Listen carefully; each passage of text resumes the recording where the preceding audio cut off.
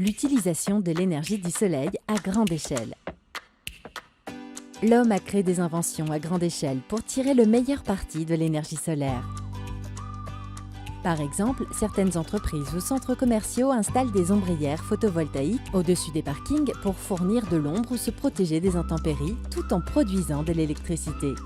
Des usines disposent de panneaux solaires sur leur toit. Elles produisent de l'électricité qu'elles consomment directement pour leurs activités. Une belle illustration de ce que nous appelons le circuit court. À l'échelle d'une région ou d'un pays, nous pouvons choisir d'utiliser une énergie propre et renouvelable pour lutter contre le réchauffement climatique. Et le soleil est très souvent de la partie. De nombreux pays comme la Chine, les États-Unis, le Japon, l'Afrique du Sud, l'Allemagne ou encore la France ont décidé de construire des fermes solaires fournissant de l'électricité à beaucoup de personnes. De nombreuses centrales solaires sont déjà en production, d'autres sont en cours de construction. Preuve que l'énergie solaire est une solution pour un avenir avec moins d'émissions de carbone. Des solutions alternatives existent pour des secteurs d'activité qui émettent encore trop de gaz à effet de serre, comme les transports.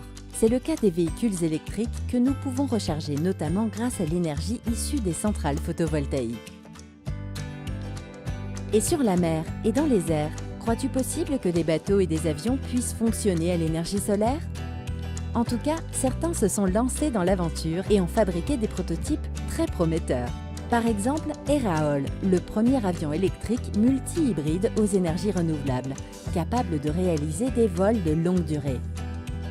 Enfin, dans l'espace, les satellites sont aussi équipés de panneaux solaires photovoltaïques, tout comme la Station spatiale internationale.